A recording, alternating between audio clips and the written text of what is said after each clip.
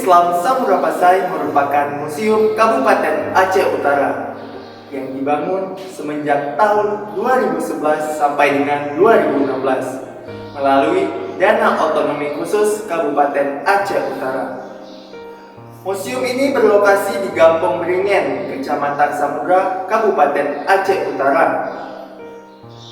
Adapun jumlah koleksi yang terdapat di Museum Islam Samudra Pasai mencapai 340 koleksi yang dikelompokkan menjadi historika, filologika, numismatika, dan etnografika.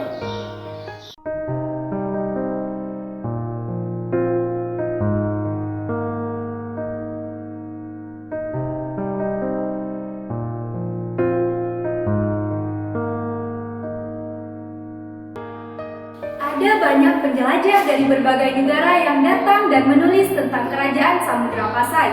Beberapa di antaranya ialah yang pertama ada Marco Polo. Beliau merupakan seorang penjelajah asal Venezia, Italia yang datang ke Samudra Pasai dan menulis tentang Samudra Pasai dalam sebuah karya yang berjudul Travel of Marco Polo. Yang kedua ada Odorico da Perdeonon yang memiliki nama asli Odorico Mattiusi. Odorico ini menulis tentang Samudra Pasai dalam 73 manuskrip. Yang ketiga, ada Ibnu Battuta. Ibnu Battuta merupakan seorang penjelajah asal Maroko. Beliau menulis tentang Samudra Pasai dalam kitabnya yang berjudul Rihlah Ibnu Battuta. Ibnu Battuta juga menyebut Samudra Pasai dengan nama Madinah Sumatra. Yang keempat, ada Laksamana Chengho. Chengho merupakan laksamana dari dinasti Ming yang datang ke Samudra Pasai untuk menjalin tali silaturahmi dengan raja yang ada di Samudra Pasai.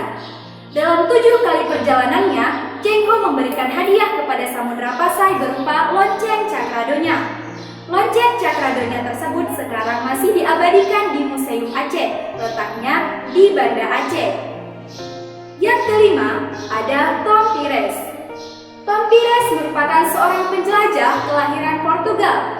Tom Pires menulis tentang Samudra Pasai dalam catatannya yang berjudul Suma Oriental. Dalam catatan tersebut, Tom Pires menyebutkan bahwa beliau melihat banyak pedagang-pedagang dari negara lain yang berada di Samudra Pasai.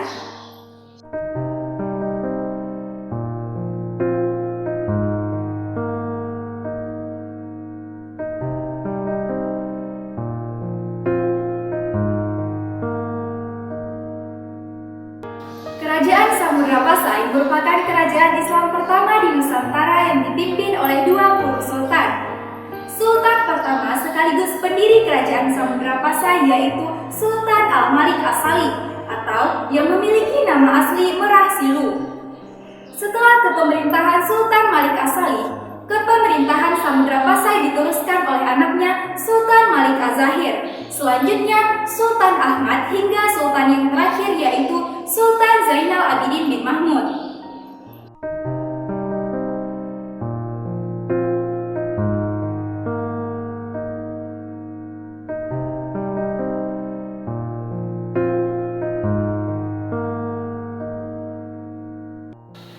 Numismatika adalah ilmu yang mempelajari tentang mata uang. Terdapat 2 jenis mata uang resmi yang dipakai pada masa kerajaan Islam Samudra Pasai. Yang pertama, dirham. Dirham adalah koin emas yang menjadi alat tukar resmi Kesultanan Samudra Pasai.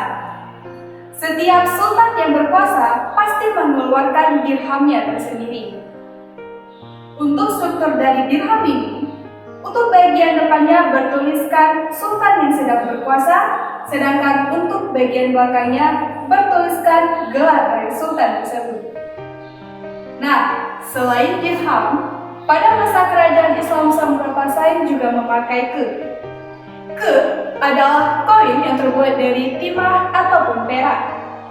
Untuk bagian strukturnya sama dengan dirham, yakni bagian depan bertuliskan nama sultan yang sedang berkuasa, sedangkan untuk bagian belakangnya bertuliskan gelar dari sultan tersebut.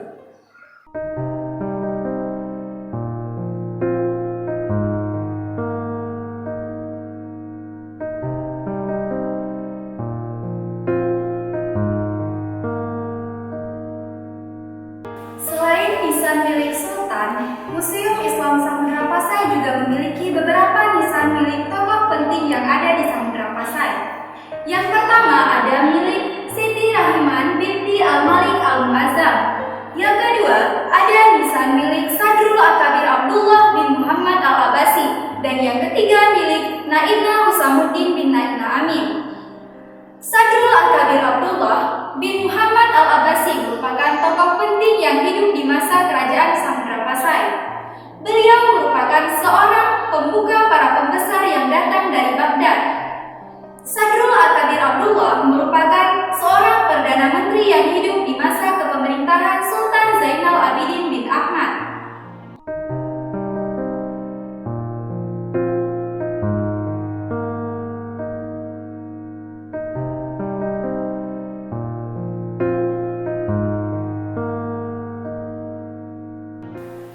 Di Museum Islam Samudra Pasai terdapat sebuah ruangan bibliografi yang memamerkan jejak rekam historik Samudra Pasai.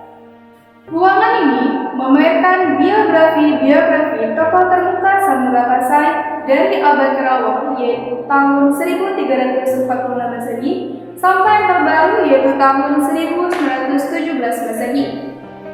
Pada tahun 1346 terdapat biografi Ibnu Battuta dan replika manuskrip Kitab Rihlah Ibnu Battuta. Selanjutnya, pada tahun 1517 terdapat biografi Sultan Zainal Abidin dan surat dari Sultan Zainal Abidin yang dikirimkan kepada bangsa Portugis.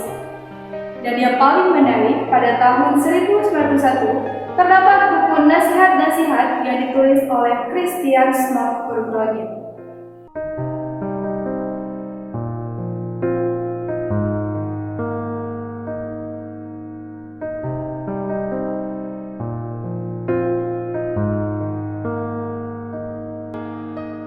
Pada storage ini, kita dapat melihat manuskrip kuno. Manuskrip merupakan peninggalan tulisan orang terdahulu. Ada beberapa jenis manuskrip yang terdapat di Museum Islam Samudra Pasai. Dan yang paling menarik di sini adalah mushaf Al-Quran tulis tangan.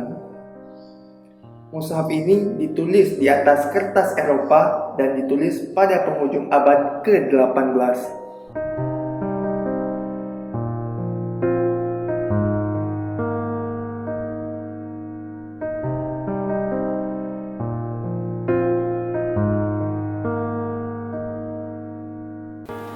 Selain menjadi pusat dakwah Islam, Samudra Pasai juga menjadi pusat perdagangan.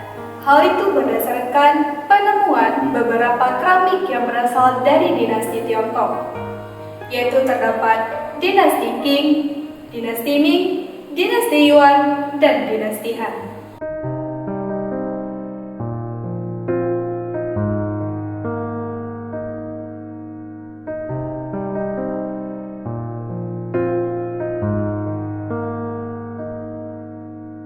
Di sini merupakan tipologi batu nisan Pasai. Terdapat dua tipologi batu nisan yaitu tipologi Kulah Kama Pasai dan tipologi Pasai Akhir. Perbedaan dari dua tipologi ini yaitu dari bentuk batu nisan dan juga periode batu nisan.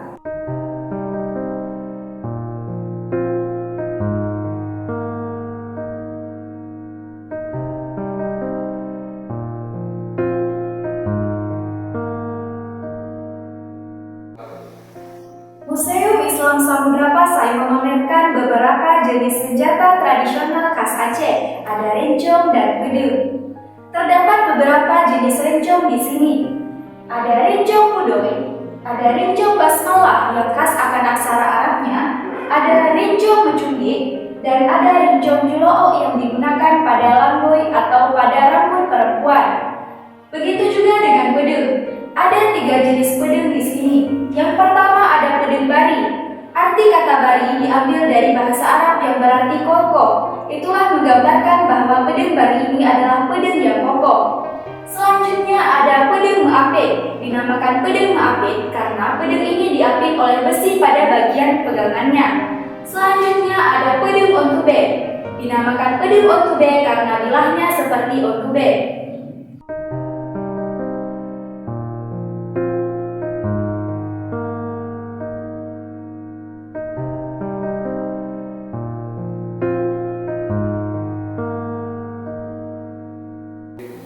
Pada storage ini, kita diperkenalkan oleh alat musik tradisional khas Aceh, yaitu serume kali, rapai musik, canang kreke, ali tunjang, dan juga rapai pasir.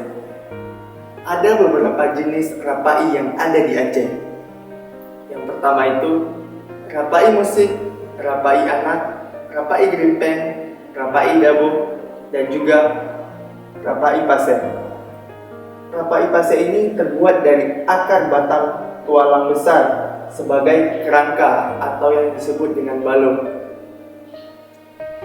Biasanya digunakan untuk menumbang batangnya tualang karena hanya dengan memotong akarnya saja. Beratnya itu mencapai 50 kg.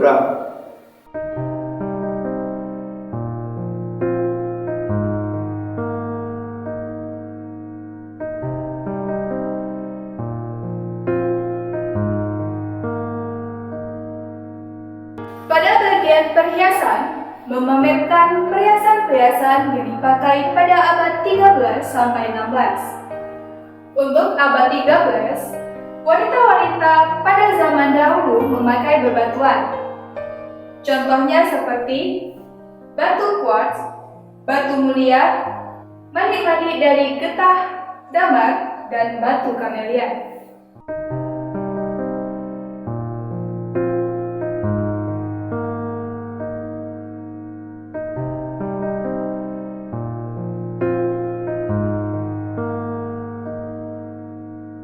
Selain keramik, Museum Islam Samudra Pasai juga memiliki koleksi beberapa jenis kuningan. Di antaranya ada dalong. Dalong berfungsi sebagai tempat tatakan nasi maulid atau hantaran pernikahan. Setelah itu ada cerekai yang berfungsi sebagai tempat tatakan piring. Panyak tujuh mata.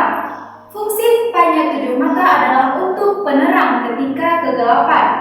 Mundam, fungsi mundam adalah tempat air minum dan sekaligus bisa menjadi tempat air bunga. Ciri kunengan adalah ciri yang terbuat dari kunengan, sedangkan ciri suasa adalah ciri yang berbahankan dari suasa. Setelah itu ada banteranuk. Banteranuk sesuai dengan namanya, fungsinya sebagai tempat menaruh ranuk atau sirih. Cerana, fungsi cerana juga sama seperti banteranuk, yaitu tempat untuk menaruh sirih. Setelah itu ada sudahan. Fungsi sudahan ialah tempat untuk mencuci tangan ataupun tempat untuk buangan kunyahan sirih. Yang terakhir di sini ada cerepah, digunakan sebagai tempat tembakau yang terbuat dari kuningan. Cerepah ini dihiasi oleh beberapa motif daun dan bunga.